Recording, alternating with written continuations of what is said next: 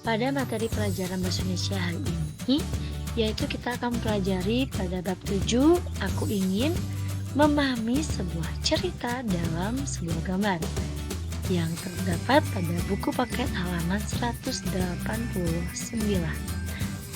Baiklah, silakan anak-anak membuka bukunya terlebih dahulu sebelum nantinya kita akan memulai pelajaran kita di hari ini ya. Baiklah, sekarang kita sudah sampai di halaman 189, yaitu pada jurnal membaca. Nah, mari kita perhatikan isi bacaan pada halaman 189 ya. Ayo membaca setiap hari. Bagaimana kalau suatu saat kalian menemukan uang? Ada anak yang mengalami hal itu. Baca ceritanya dalam Itu Bukan Uangku di halaman website http://badanbahasa.kemdikbud.go.id. Atau kalian juga dapat memindai gambar berikut untuk membacanya, yaitu dengan menggunakan scan barcode atau pemindaian menggunakan HP ya. Nah, mintalah orang tua kalian atau saudara kalian untuk membacakan ceritanya. Lalu, kalian dapat mengisi jurnal membaca yang sudah tersedia di halaman berikutnya. Baiklah, mari kita simak ceritanya karena di halaman berikutnya sudah Ibu Guru sediakan ya.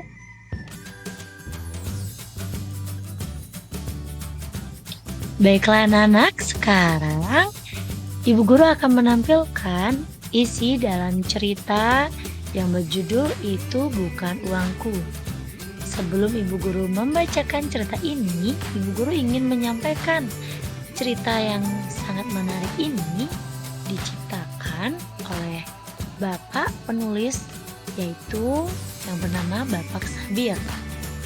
Dan ilustrator pada cerita ini atau yang membuat gambar pada cerita ini semakin menarik, yaitu dibuat oleh Bapak Abdul Maskur. Wah, sangat hebat-hebat sekali ya. Beliau telah menciptakan sebuah cerita yang sangat menarik untuk kita baca bersama-sama.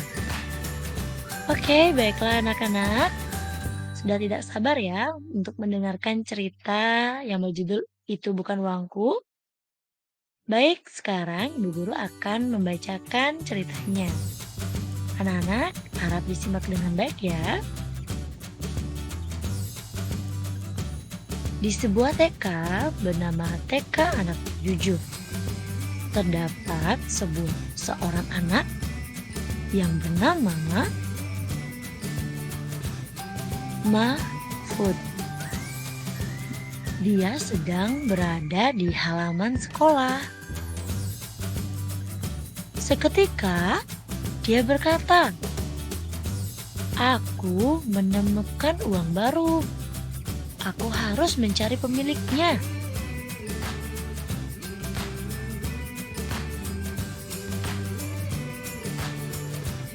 Kemudian Mahfud pun berjalan. Aku menemui Lulu. Nah, kemudian ketika si Mahfud ketemu sama si Lulu, Lulu pun berkata, "Itu bukan uangku," kata Lulu. Nah, Mahfud pun bingung. Oh, kemudian ini uang siapa ya?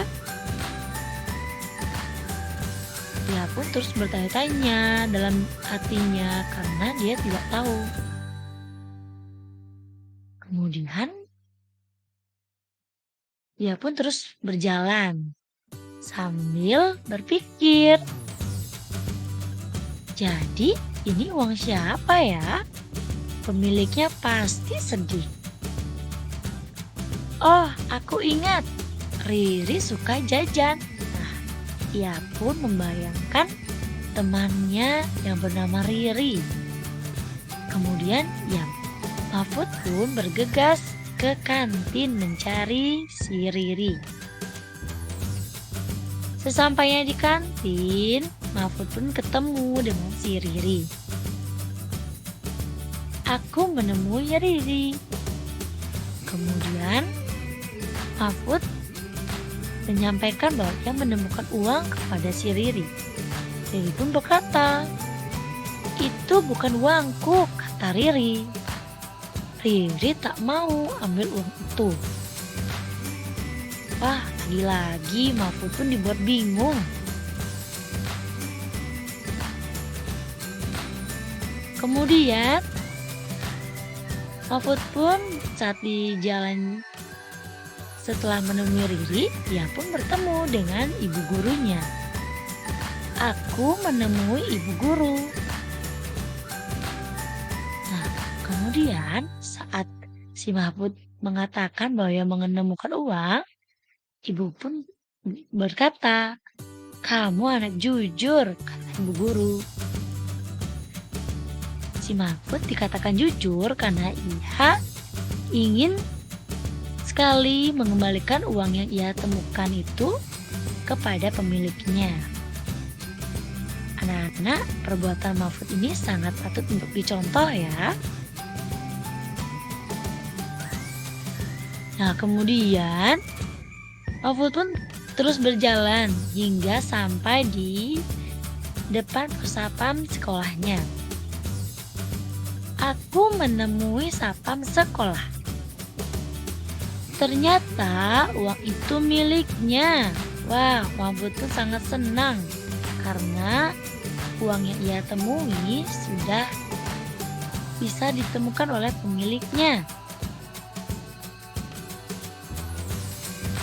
Pak Sapan pun berkata, "Terima kasih Mahfud," kata Pak Juma senang. "Aku juga senang bisa membantu orang lain," jawab si Mahfud.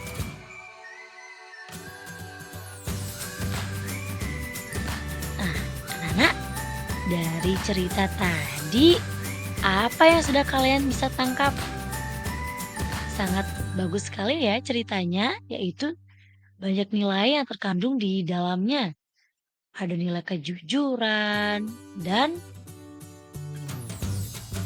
rasa tanggung jawab untuk mengembalikan uang itu karena sudah menemukannya. Ya.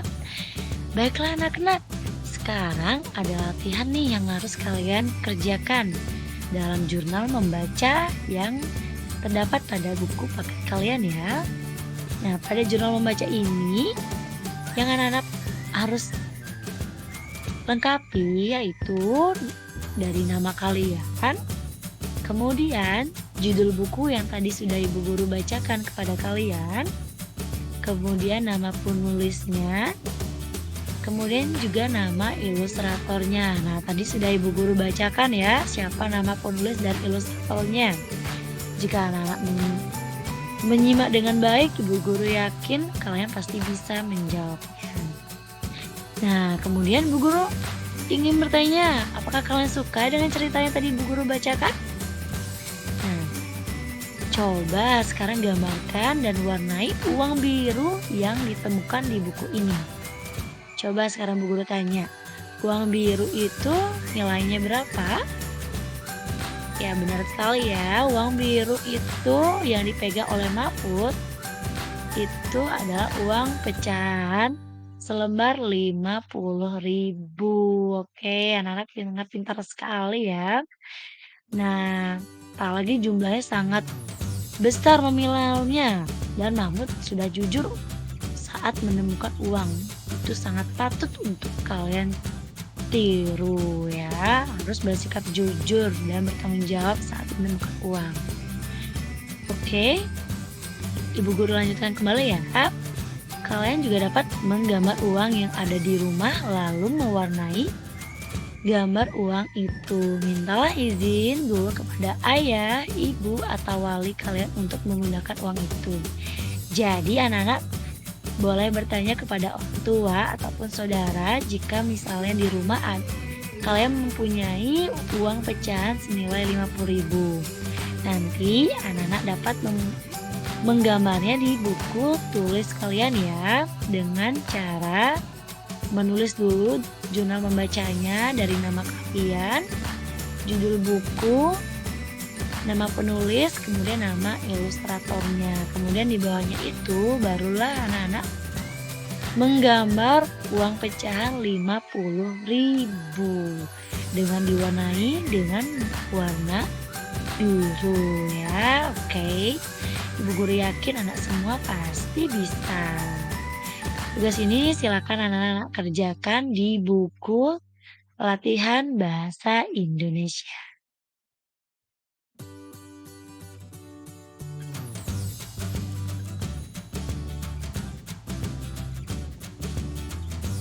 Baiklah anak-anak, setelah kalian mengerjakan latihan pada halaman 190 tentang jurnal membaca, ayo sekarang kita lihat di halaman berikutnya, yaitu di halaman 191. Di sini anak-anak akan belajar membaca kata-kata yang telah tersedia.